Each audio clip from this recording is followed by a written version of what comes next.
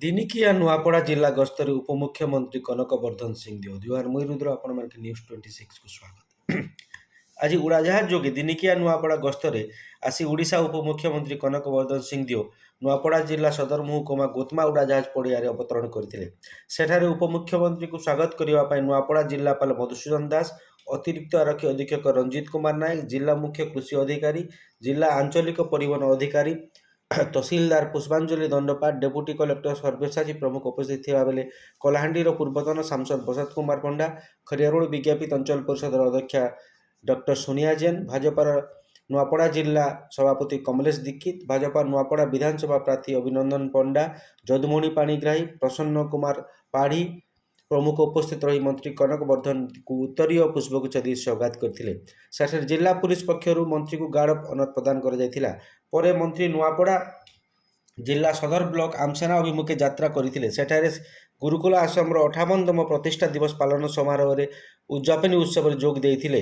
ମନ୍ତ୍ରୀ ଗୁରୁକୁଳରେ ପହଞ୍ଚିବା ପରେ ଆଶ୍ରମର ଆଚାର୍ଯ୍ୟ ବ୍ରତାନନ୍ଦ ସରସ୍ୱତୀ ପ୍ରଗାର ପାନିର ମହିଳା କୀର୍ତ୍ତନ ଦଳର ଝାଞ୍ଜର ତାଳେ ତାଳେ ମନ୍ତ୍ରୀଙ୍କୁ ସ୍ୱାଗତ କରିଥିଲେ। ଗୁରୁକୁଳ ଆଶ୍ରମ ପ୍ରତିଷ୍ଠାତା ସ୍ୱାମୀ ଧର୍ମାନନ୍ଦ ସରସ୍ୱତୀଙ୍କ ଅଧ୍ୟକ୍ଷତାରେ ଆୟୋଜିତ ଉଦ୍ଯାପନୀ ସଭାରେ ମନ୍ତ୍ରୀ କନକ ବର୍ଦ୍ଧନ ସିଂଦେଓ ମୁଖ୍ୟ ଅତିଥି ରୂପେ ଯୋଗଦାନ କରିଥିବେ। ଅନ୍ୟତମ ଅତିଥିମାନଙ୍କ ମଧ୍ୟରେ କଳାହାଣ୍ଡିର ପୂର୍ବତନ ସାଂସଦ ବସନ୍ତ କୁମାର ପଣ୍ଡା, ଖରିଆରୋଡ଼ ବିଜ୍ଞାପିତ ଅଞ୍ଚଳ ପରିଷଦର ଅଧ୍ୟକ୍ଷା ସୋନିଆ ଜୈନ, ସ୍ୱାମୀ ସୁଧାନନ୍ଦ ସରସ୍ୱତୀ, ସ୍ୱାମୀ ଆଦିତ୍ୟ ଦାସ, ସ୍ୱାମୀ ସଚ୍ଚିଦାନନ୍ଦ ଯୋଗୀ, ସ୍ୱାମୀ ରାମବୀର ଶାସ୍ତ୍ରୀ ପ୍ରମୁଖ ଯୋଗଦାନ କରିଥିଲେ। ପରେ ନୂଆପଡ଼ା ଜିଲ୍ଲାର ବିଭିନ୍ନ ସମସ୍ୟା ଉପରେ ମନ୍ତ୍ରୀଙ୍କୁ ଆଲୋକପାତ କରାଯାଇଥିଲା। ଆସନ୍ତୁ ଏ ନେଇ ମନ୍ତ୍ରୀ କନକ ବର୍ଦ୍ଧନ ସିଂଦେଓ କ'ଣ କହୁଛନ୍ତି ତାଙ୍କଠାରୁ ସିଧା ପ୍ରତିକ୍ରିୟା ନେବା।